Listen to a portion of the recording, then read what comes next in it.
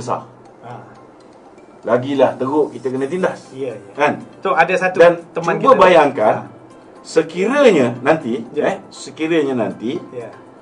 tiba-tiba bila mereka dah tak boleh bekerjasama dengan kita, dia berubah fikiran. dia kembali pula bersama dengan Anwar Ibrahim, dengan Pakatan Harapan, dengan Pakatan Harapan, dengan DAP semua sekali. Versi barulah mungkin. Maka apa yang akan berlaku ialah bukan lagi Pakatan Harapan yang Perdana Menterinya hanya ada 13 kursi, tetapi dia akan jadi Pakatan Harapan di mana Perdana Menterinya mungkin daripada bersatu, tetapi mempunyai jumlah kursi yang jauh lebih besar. Dan mereka, saya yakin kalau ini berlaku, kalau katalah tiba-tiba lepas pilihan raya mereka dah menang, mereka membentuk kerajaan bersama dengan PH, maka pada ketika itu saya menjangkakan mereka akan mempunyai 2/3. Tapi tu kita tengok dari dan bila 2/3 di parlimen, kuasa yang mereka ada, nauzubillah min zalik. Kalau 22 bulan mereka jadi perdana, jadi kerajaan, habis jahanam tentang kedudukan umat Islam, tentang kedudukan hak istimewa Bumi Putra, tentang kedudukan bahasa Melayu, bahasa kebangsaan, tentang kedudukan Raja-Raja Melayu. Tak pernah dalam sejarah Raja-Raja Melayu ni, biasanya yang Tuan Agong 5 tahun satu penggal. Ini baru 2 tahun dah lari dah. Kan? Bukan pelabur je lagi. Agong pun lagi. Aduh, tapi tu kalau kita tengok sekarang anak-anak muda semakin boleh menerima UMNO. Anak muda sekarang. Lebih banyak anak muda orang kata yang dilalang-lalang tu, orang-orang yang lalang-lalang tu semua boleh menerima UMNO. Tapi ada juga yang di kalangan anggota kabinet yang mengatakan bahawa UMNO ni macam tak laku tu. Macam mana tu? Yang Datuk Latif tu. Macam mana cerita dia tu? Saya kenal Dr. Latif ni 24 tahun dah. Sebab apa dia berkata kata macam tu? Semenjak dia bertanding Esko Pemuda UMNO tahun 1996. Kalah lah ketika tu. Tetapi saya nak beritahu bahawa Dr. Latif ni, walaupun dia kata UMNO ni tak laku, saya nak beritahu dia jadi wakil rakyat atas tiket UMNO. Mewakili Barisan Nasional. Dia jadi Esko Kerajaan Negeri Johor atas tiket UMNO. Dia menjadi Timbalan Menteri Kesihatan, dia menjadi Timbalan Menteri Pertahanan. Dulu Timbalan Menteri je level dia. Kan? Semua atas tiket UMNO. Dia kaya atas tiket UMNO. Kan? Janganlah lupa baru-baru ni dia menang pun dia bertanding atas tiket UMNO. Tapi lambang BN. Kan? Cuba bayangkan pilihan raya akan datang ni pun mereka tak berani nak bertanding atas tiket bersatu. Mereka nak menggunakan lambang BN ataupun lambang Perikatan Nasional. Nak supaya UMNO sekali. Kan? Dia orang ni tak ada tulang belakang daripada dulu lagi. Saya nak beritahu. Tapi apa sebab dia boleh kata macam tu? Itulah dia. Dia tak ukur baju dia sendiri. Dia patut sedar dia menang pun atas tiket Barisan Nasional. Kan? Kalau saya ni, saya nak kritik PPBN, tak ada masalah. Saya bukan ahli UMNO pun. Bekas lah. Tapi dia kena sedar diri lah. Tapi tu dia membentuk kerajaan. Dia boleh jadi menteri kerana 42 orang daripada Barisan Nasional, 39 daripada UMNO. Kalau tak ada 39 daripada UMNO ni, Muhyiddin tak boleh jadi Perdana Menteri. Dia boleh jadi menteri? Tak boleh. Betul tak? Tak boleh. Jadi jangan lupa. Cuba bayangkan. Kalau pilihan raya akan datang ni, kita dah bebas. Kan? Katalah saya letak seorang calon bebas bertanding di Mersing. Apa jadi? You rasa orang UMNO yang hari ni dikatakan tak laku tu, orang UMNO yang buat kerja untuk dia, kalau lepas ni dia nak bertanding atas tiket bersatu, rasa boleh menang ke? Siapa nak tolong tu? Tapi tu dia ada buat kenyataan. Dia ada buat kenyataan. Datuk Latif kata ini pandangan dia, orang tersalah tafsir pandangan dia. Saya dengar macam kenyataan dia. Seorang pemimpin boleh kata macam tu. Saya dengar kenyataan dia. Okey. Dia boleh kelentong lah cakap apa pun, tapi dia sebut perkataan UMNO dah tak laku di Sabah. Saya nak beritahu orang-orang kat Sabah ni, walaupun ramai pemimpin UMNO meninggalkan perjuangan, tetapi kena ingat orang Sabah masih bersama dengan UMNO. Bila-bila masa kalau diadakan pilihan raya kecil di Sabah saya yakin UMNO akan kembali berkuasa. Sabah bersedia. Tak ada masalah. UMNO Sabah bersedia tu. Sebab yang lari ni ialah ahli politik. Rakyat tidak pernah lari. Dan rakyat sudah pun mula belajar melalui pengalaman. Contohnya orang-orang muda. Dulu mereka ni mengundi berdasarkan emosi.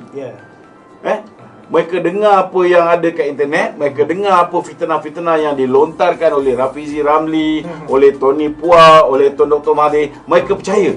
Tetapi selepas diberi peluang kepada Pakatan Harapan, 22 bulan jadi kerajaan, mereka sudah ada benchmark. Mereka boleh buat penilaian, mereka boleh buat perbandingan. Mana lebih baik? Di bawah kerajaan Barisan Nasional atau di bawah kerajaan Pakatan Harapan? Jadi saya yakin hari ini kalau dulu orang pandang hina pada Barisan Nasional, hari ini nama BN itu sendiri sudah sangat harum. Kalau tak harum, kita tak adalah menang sampai 6 kali berturut-turut. Termasuklah pilihan raya kecil di Kemanis. Jadi Latif ni janganlah bodoh sangat, kan? Buat kenyataan tu kena bijaksana. Sebagai ini masalah dia. Sebagai pemimpin, ini masalah yang Muhyiddin hadapi. Muhyiddin hari ini membentuk satu kerajaan. Kerajaan ni rapuh kenapa?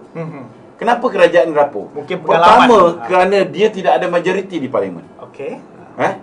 Sebabnya tidak ada satu orang pun yang dipanggil oleh Yang di-Pertuan Agong, Yang Maha Mulia Seri Paduka Baginda Yang Pertuan Agong, yang berjaya mendapat ahli parlimen punya mandat lebih daripada 120 orang. Tak ada.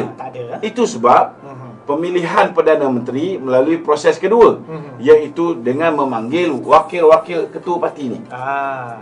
Bila ketua parti yang pergi, contohnya Datuk Zahid, dia pergi mewakili 42 orang daripada Barisan Nasional, daripada parti lah. Tapi kalau tanya dengan 42 orang ni semua sokong Muhyiddin tak? Belum tentu. Belum tentu semua sokong. Jadi dalam keadaan yang rapuh ni, kita tengok dia nak bentuk kabinet. Dia ambil semua orang yang bermasalah. Orang yang melompat parti ni, saya nak beritahu, semua orang yang bermasalah. Mustafa Muhammad bermasalah. Dia diugut. Kalau dia tak lompat parti, maka tindakan SPRM akan dilakukan ke atas dirinya dan juga isteri dan anaknya. Begitu juga dengan Hamzah Zainuddin. Ada juga kes dia yang melibatkan anak dia, SSM. Begitu juga dengan orang yang yang lain-lain ni semua. Menteri-menteri yang lain. Semua ada masalah. Masalah takut dengan income tax ke, masalah takut dengan SPRM ke. Kalau tak ada masalah pun, jenis orang yang dah tak boleh tahan menjadi pembangkang. Tapi tu dia tak ready nak jadi pembangkang, maka dia ambil keputusan melompat dengan harapan diberikan tempat di dalam kerajaan. Tapi tu kalau kita tengok dari segi pengalaman orang yang lompat ni sekarang menjadi kerajaan, tidakkah orang-orang ini berguna kepada negara waktu kritikal ini? Adakah dia berguna pada negara? Sebab kalau kita tengok dari segi orang baru dilantik daripada dulu, contoh di Pakatan Harapan, ramai di kalangan anggota-anggota jemaah menteri tu orang-orang baru. Jadi banyak dari segi sifat-sifat dia tu, seperti Abang Mak Sabu kita pun kata masih lagi pembangkang. Kalau tanya saya, adakah yang lompat parti ini berguna? Mungkin ada setengah daripada mereka ni berguna. Contohnya macam Hamzah Zainuddin. Dia memang shrewd operator. Dia boleh gerakkan untuk koordinator, lingkupkan negeri. Dia boleh gerakkan untuk tarik orang ni untuk bersama dengan Muhyiddin. Memang ada kegunaan masing-masing tu. Kita tak ada kelebihan. Dia ada kelebihan masing-masing. Memang ada kelebihan masing-masing. Tapi orang macam Azmin Ali, orang yang kita semua dah tahu ni memang tokoh semburit negara, ada video jelas. Jadi orang macam ni, pilihan raya akan datang nak letak kat mana? Letak di Gombak. Kalau letak di Gombak, Ketua UMNO bahagian Gombak, Megat Zulkarnain pun akan lawan dia sebagai calon bebas. Kalau dia berani lah. Itu Megat dah cakap, dia akan bertanding calon bebas. Kalau Azmin bertanding di situ. Kalau Megat tak berani lawan, saya pun mungkin boleh lawan. Betul tak? Betul. Jadi orang macam ni akan jadi liability. Itu sebab saya nak beritahu dengan Tan Sri Muhyiddin, dia kena sedar bahawa dalam UMNO ni mungkin ada watak-watak yang dia tak suka. Tetapi kalau dia fikir tentang masa depan politik negara ni, dia nak fikir tentang masa depan politik Melayu, dia kena sedar bahawa hanya satu parti politik Melayu yang dia kena terima hakikat bahawa inilah parti yang akhirnya akan menguasai kerajaan dalam pilihan raya umum yang akan datang. Jadi saya cadangkan jangan bazir masa lama sangat. Dan jangan rasa hina pada UMNO ni. Jangan rasa jijik pada UMNO ni. Dia patut balik semula ke dalam UMNO. Saya setuju dengan pandangan saudara Datuk Nazri Aziz. Nazri, ya? Dia mengatakan Muhyiddin patut balik semula ke dalam UMNO dan diangkat menjadi Presiden UMNO. Saya setuju. Bukan saya setuju dia jadi presiden. Saya setuju dia kembali kepada UMNO dan saya setuju supaya disegerakan pemilihan UMNO ni, bagi peluang kepada Tan Sri Muhyiddin bertanding. Kalau ketika itu ahli UMNO memilih nakkan Tan Sri Muhyiddin menjadi presiden UMNO, maka dialah Perdana Menteri kita. Jadi Tok, kita tengok dari segi soalan-soalan yang ditanyakan pada Datuk memang mantap. Ini Presiden Laskar Cyber Malaysia bersama dengan kita, yang tidak lain tidak bukan iaitu Datuk Lokman Nor Adam. Kita jangan ke mana-mana, lebih banyak lagi perkara yang akan kita kupas, perkara yang akan kita bongkarkan bersama dengan Datuk Lokman ni, yang orang berpengalaman, yang jasanya ada di setiap negeri sewaktu beliau memberi ceramah dan sebagainya. Orang yang penting ini, dan kita jangan ke mana-mana, kembali selepas ini.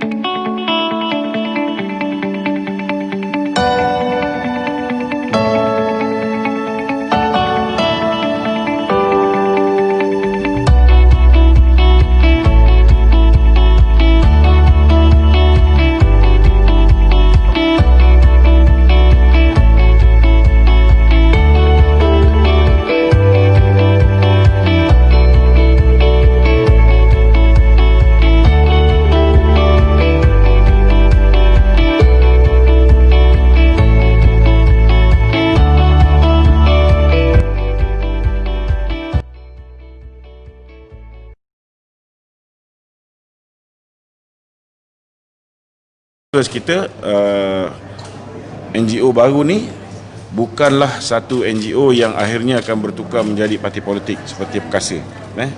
Kerana hari ini saya begitu yakin, kawan-kawan kami pun begitu yakin, kita buat Laskar Cyber Malaysia ini adalah untuk memastikan serangan terhadap Pakatan Harapan berterusan, dan kita akan pastikan bahawa NGO ni akan terus menerus menjadi BN friendly.